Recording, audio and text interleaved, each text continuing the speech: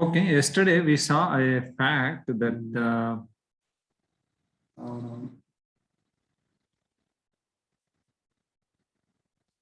yesterday we explained what is that I told you cis theta. What is this cis theta? This is cos theta plus I sin theta.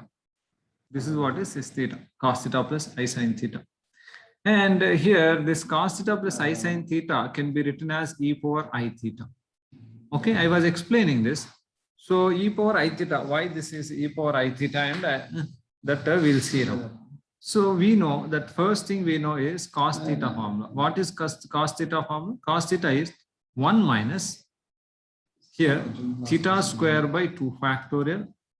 This is the formula for cos theta. Yes, theta for 4 by 4 factorial minus theta power 6 by 6 factorial plus theta power 8 by 8 factorial minus so on like this up to infinity. Okay, this is cos theta formula. And the next, you know what sin theta formula? Sin theta formula is theta minus theta cube by 3 factorial. In limits you have this formula. This is a Taylor. This comes from Taylor's series that you learn in higher classes. Now you don't know or you don't have in your book how this formula came. Okay, then theta power 5 by 5 factorial minus theta power 7 by 7 factorial, something like this. This formula is like this.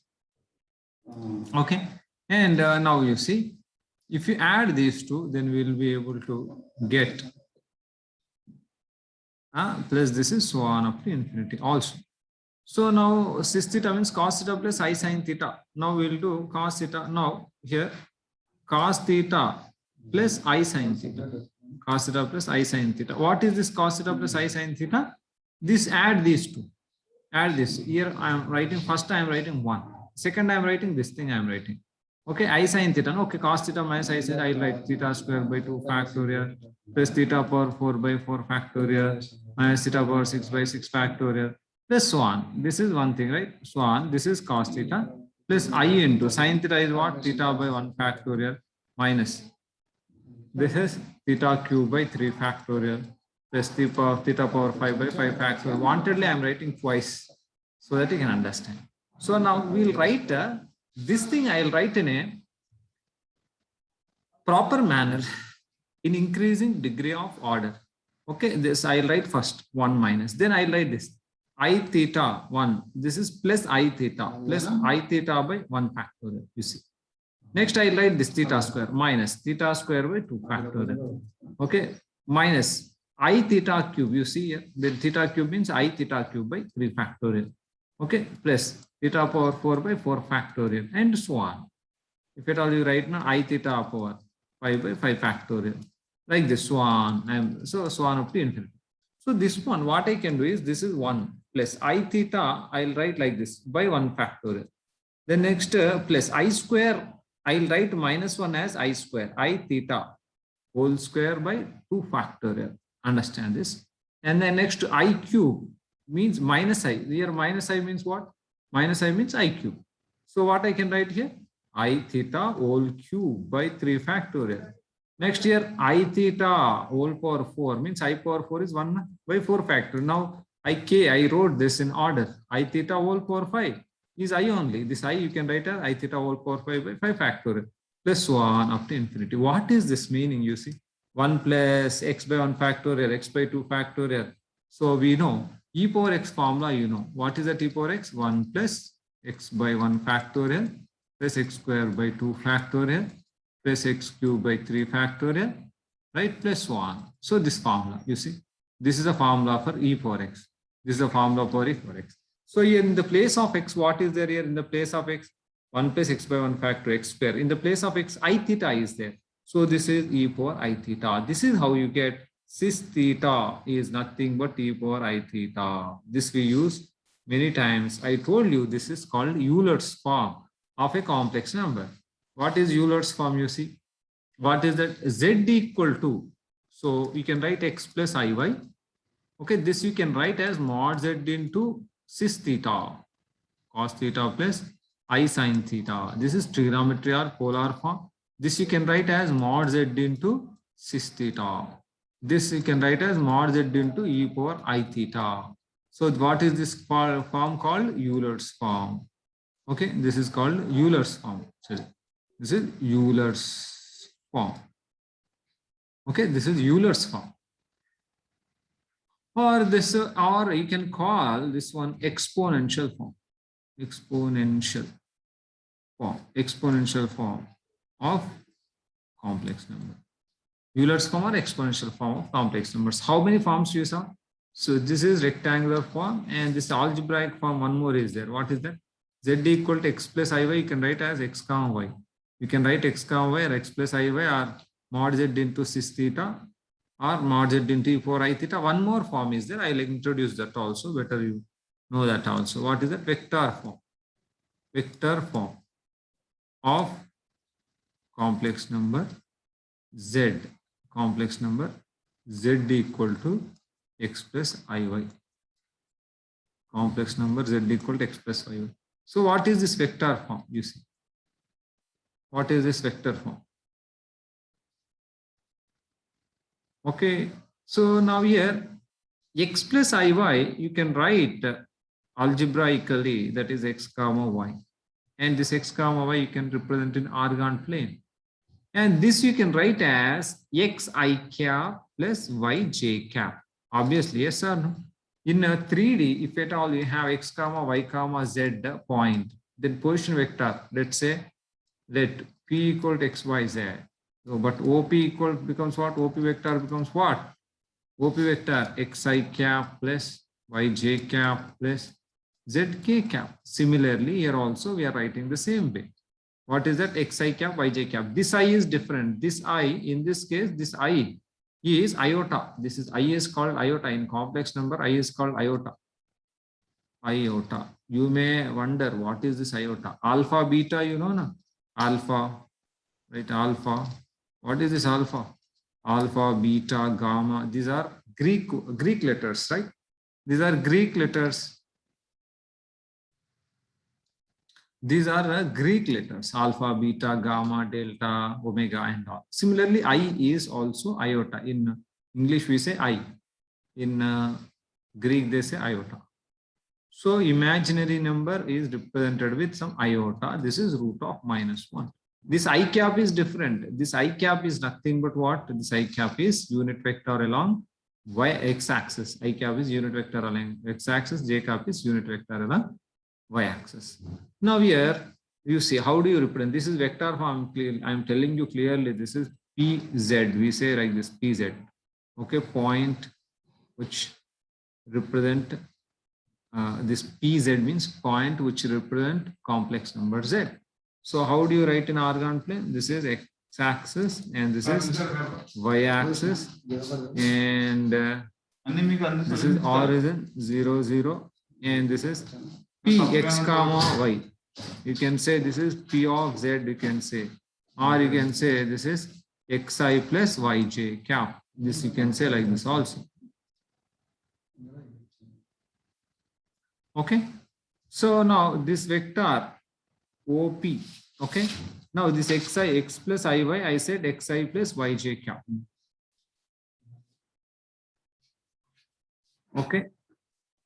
So please wait, because I am recording. I'll do it for 10 minutes. After that, I'll ask for questions. You can ask questions. Okay. Meanwhile, you listen. This is first thing. What I proved in the first page, I proved this Euler's form. Cos of this I sin theta is e power I theta. This is what is the proof I gave. Okay, e power I theta proof I gave, and then I moved to that is exponential form. That means what? How many different forms are there for a complex number? For a complex number, you have different forms. This is also x plus iy, you can represent like this. You can represent like this. You can represent like this. But what all things are there here? X comma y is a point, and you have here mod z you have, and modulus and amplitude. Only two things are there. With modulus and amplitude, you can represent in trigonometric form. With modulus and amplitude, you can represent in exponential form or Euler's form. And with x plus iy, you can represent xi yj, that is called vector form. Okay, this vector form also very useful, right? So here in this vector form, two things you need to remember. What is that in this vector? Now this is called OP vector. Okay, now x comma y is called what, you know, OP vector. OP vector. So here this is theta, right? Argument of z. This theta argument of z represents the direction of the vector, and mod z represents, you know, magnitude of vector z. Okay, so in vector form, you see, in vector form, what is the vector form? OP bar equal to xi plus yj. Okay, this is what is z. Okay, in vector form, mod z represent magnitude of the vector, magnitude of OP vector, and okay, argument of z represents what, you know, argument of z represents direction. This gives direction of OP vector. Understand, vector means what should be the magnitude and direction. So for this complex number x comma y or x plus iy, magnitude is modulus represents magnitude of this vector, and argument gives its direction. Okay, you should understand that much. Vector form is very important. Now I will show you some. Now z1. So what this z1 plus z2 addition of complex numbers. Addition of complex numbers. This addition of complex numbers by vector method. Okay, this addition of complex numbers by vector method. See, now one application I am showing you, that this is x-axis, this is y-axis. Means what, you know, this is real axis, this is imaginary axis. You write like that only. This is, we should write real axis, and this we should write as imaginary axis. You write like that only, but for easy understanding, I am writing x-axis and y-axis. Now you see here, let's say this is z1. Okay, let's say this is z2. All right. Now this is O. Now this become a vector. O z1 vector. Let's write this O z1, and let's write this O z2 vector. Okay. Now z1 plus z2. Okay, z1 is one vector, z2 is one vector. Z1 plus z2, where it is? Z1 plus z2 can be obtained by parallelogram property of vectors. Okay, understand this. So now according to parallelogram property, now let's say this is P, OP, Z1. This Z2 is OQ, right? OP, OQ. This is OP vector, is OQ vector. You know, in vectors what we do? This one you have to extend. This one you need to extend like this. This one you need to extend like this. And this is, you see, this vector. This vector is Z1. This vector is Z1. Okay, this is vector, this OP vector is Z1. And then OQ vector means this one. OQ vector is this one. Now, therefore, this point is what, you know, Z1 plus Z2. Very simple.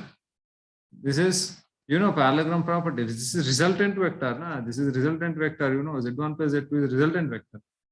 Okay, this is Z1 plus Z2. Now you see what Z1 minus Z2. What is Z1 minus Z2? Where it will be? Z1 minus Z2. So for Z1 minus Z2, what you do? This one you extend like this. This becomes minus Z2. Yes or no? This is Z2, O Z2, this is O, this is minus Z2. Understand, this is minus Z2. Okay. Now if I write like this, this becomes Z1 minus Z2.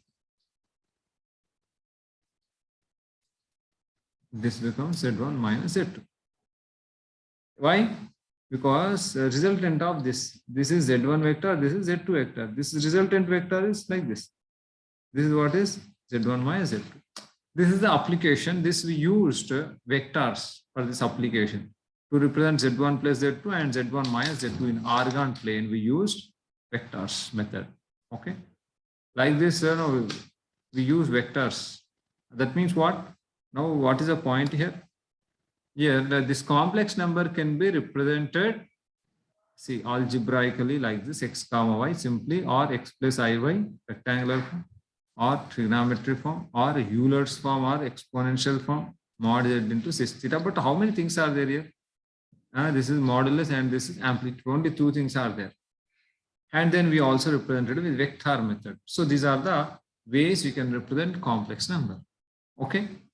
I told you clear difference between this I. X plus iy means I is iota, that is root of -1. And in xi plus yj, I and j are unit vectors along x-axis and y-axis. These are vectors. Okay. Hope you are clear with this. Okay, this is what we discussed actually yesterday. Euler's form I was telling you. Then now Euler's form we finished. Okay. Second thing, and then this is third thing we discussed. Okay.